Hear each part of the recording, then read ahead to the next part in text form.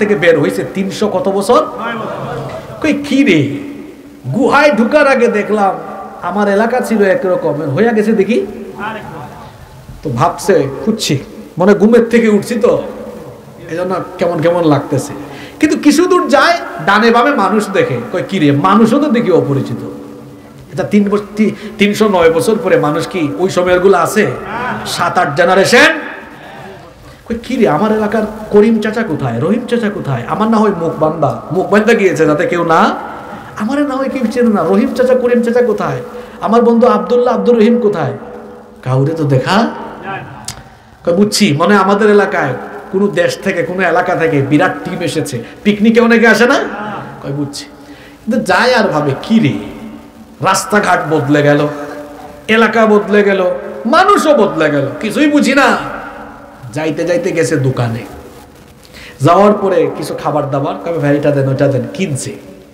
কিনার পরে খাবার দাবার কিনে আমরা কি দেই তার কাছে যে টাকা আছে এটা কত বছর আগে দিছে ওই ৩০৯ বছর আগের মুদ্রা দিয়ে বেচারা চলে যাচ্ছে দোকানদার কয় এই মিয়া কই যাও জিনিস তো নিয়ে গেলা টাকা দিবা না কই দিলাম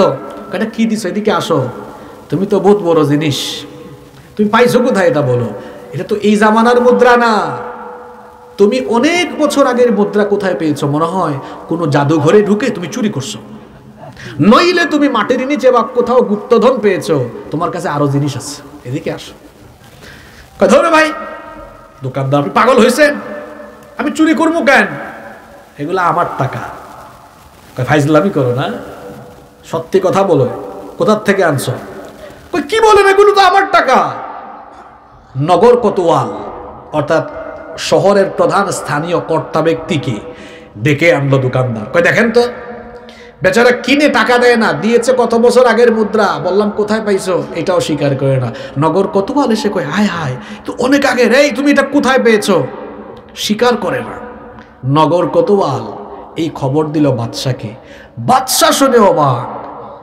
৩০৯ বছর আগের মুদ্রা লোকজন পাইছে কেমনে বাদশা এবার সরাসরি এসে হাজির সুবহানাল্লাহ বাদশা এসে যুবককে বলে এই সত্যি করে বলো তো কোনো জাদুঘরে গিয়ে চুরি করেছো নাকি কোথাও কোনো গুপ্তধন তুমি পেয়ে গিয়েছো কি বলেন আপনি এটা তো আমার আর আমার সাথীদের টাকা কয় তোমার আর তোমার সাথী মানে কয় আছে তো কোথায় আছে কয় গুহায় আছে এবার বাদশা সুদ্ধা নিয়ে গেছে কোথায় ওই গুহায় যাওয়ার পরে বাদশা ৭ জনকে জিজ্ঞেস করছে বলো কোথায় পেয়েছো কয় কোথায় পাবো মানে কিন্তু আমাদের ৭ জনের টাকা কয় আমি কিন্তু বাদশার সাথে বেয়াদবি করে না তারা বলে আপনি কি আর বাদশা আমরা বাদশাকে চিনি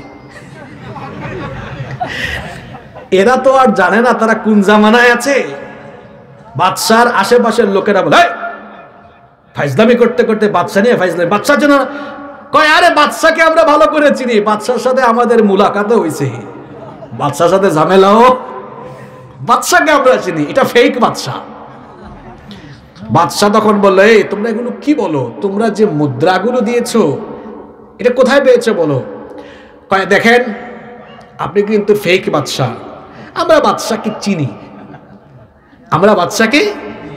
আমাদের বাদশা তো দাকিয়ানুস তাকে আমরা চিনি তখন এই বাদশা বুঝছে এটা তো কোনো ঝামেলা আছে বাদশা তখন অফিসের কর্মচারীদেরকে বলল যাও তো দাকিয়ানুসের আমলের ফাইলপত্র উল্টাও দেখো কোনো মামলার ফাইল পাওয়া যায় কি এখন দাকিয়ানুসের আমলের ফাইলপত্র খুলে একটা ফাইল পাওয়া গেল 7 যুবকের বিরুদ্ধে মৃত্যুদণ্ডের পরোয়ানা আছে বাদশা তখন বুঝলো বলল এই তোমরা এত বছর আগে তোমাদের বিরুদ্ধে মৃত্যুদণ্ডের পরোয়ানা দেওয়া হয়েছে তোমরা তো সেই 7 জন কিন্তু এটা তো বহু আগের ঘটনা ৩০৯ বছর তোমরা কোন জায়গায় ছিলে কয় কি আর ৩০৯ দিন সকালে আসছে এখন না বিকাল হয়েছে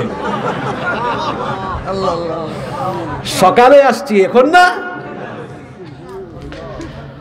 কয় সকালে তোমরা আসো নাই তোমরা কি দেখো না এলাকা বদলে গেছে মানুষজন নাই উনি তো আমার অনেক আগের বাদশা তোমরা ৩০৯ বছর কোথায় ছিলে কয় কি বলেন আমরা তো ঘুমেছিলাম মনে হচ্ছে সকালে ঘুমিয়েছি এখন উঠেছি আল্লাহু আকবার এখন আপনাদের প্রশ্ন হলো, হুজুর এই যুবকগুলাকে 309 বছর ঘুম পাড়াইয়া দিয়া আল্লাহ এদেরকে রহমত দিলেন, আল্লাহ এই দেশের মানুষকে সাইজও করলেন, কিন্তু 309 বছর পরে আল্লাহ এদেরকে উঠাইলেন কেন?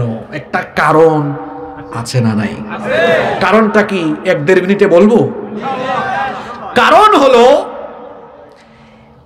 এই জামানায় যে সময় এদের ঘুম ভাঙানো হয়েছিল, ওই জামানায় ওই সময়ে সব মানুষ তাওহীদবাদী ছিল, কিন্তু মৃত্যু পরবর্তী জীবনে আমরা মারা যাব, মরার পরে আল্লাহ আমাদেরকে জীবিত করে হিসাব নেবেন, আপনাদের কোনো সন্দেহ আছে?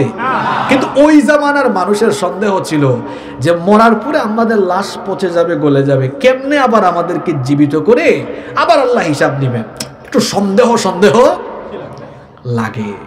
কিন্তু বাদশাহ ছিলেন অত্যন্ত পরহেজগার। ওই বাদশাহ আল্লাহর কাছে দোয়া করেছিলেন, হে রব, আমার দেশের জনগণ মৃত্যু পরবর্তী জীবনকে সন্দেহ করে মরার পরে তুমি যে আবার জীবিত করবে, এ ব্যাপারে আমার দেশের জনগণ সন্দেহ করে। তুমি এমন অলৌকিক কোনো ঘটনা ঘটাও যে ঘটনার মাধ্যমে আমার দেশের পুরা জনগণ সাইজ হয়ে যাবে, সবাই যেন হেদায়াত পেয়ে যায়। বাদশাহ যখন এই দোয়া করেছিল, আল্লাহ বাদশার দোয়া কবুল করেছিলেন। বাদশার দোয়া কবুল করে আল্লাহ তাআলা একটানা 309 বছর ঘুমিয়ে থাকা যুবকগুলোকে জীবিত করে দিলেন। কেন আল্লাহ জীবিত করলেন? 21 নম্বর আয়াতে বললেন, ওয়াকাযালিকা আ'সারনা আলাইহিম লিয়া'লামু আন্না ওয়া'দাল্লাহি হাক্ক وأن الساعة لا ريب فيها وكذلك أعثرنا عليهم। এইভাবে আমি এদের পরিচয় ওই জাতির সামনে ফাঁস করে দিয়েছিলাম, অর্থাৎ এই যুবকদের পরিচয় আমি ফাঁস করে দিয়েছিলাম। ঘুমের থেকে উঠায়া বাজারে নেওয়ার পরে ধরা খাওয়াইয়া এদের পরিচয় আমি জানিয়ে দিয়েছিলাম, যাতে করে লিয়ালামু, ওই দেশের মানুষ জানতে পারে, আন্না ওয়াদাল্লাহি হাক্কুন, আল্লাহর ওয়াদা সত্য, কিয়ামত হবে এই ওয়াদা করেছেন কে?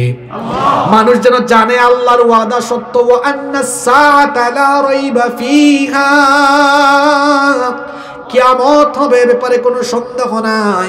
মানুষ যেন আমার ওয়াদা যে সত্য হবে এটা যেন বুঝতে পারে। এই জন্য মানুষ তো ঘুমায়, এই যে এখন আপনারা ঘুমাবেন, রাত হলো 11টা 15, 12টায় ঘুমালে ফজরের আগে উঠলে ঘুমাবেন মাত্র 5 ঘন্টা।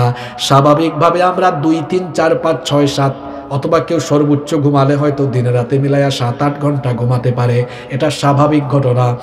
12-13 ঘন্টাও মানুষ ঘুমায় না, এটাকেও যদি আমি স্বাভাবিক ধরি, 309 বছর একটানা ঘুমানো, এটা কি স্বাভাবিক না অস্বাভাবিক?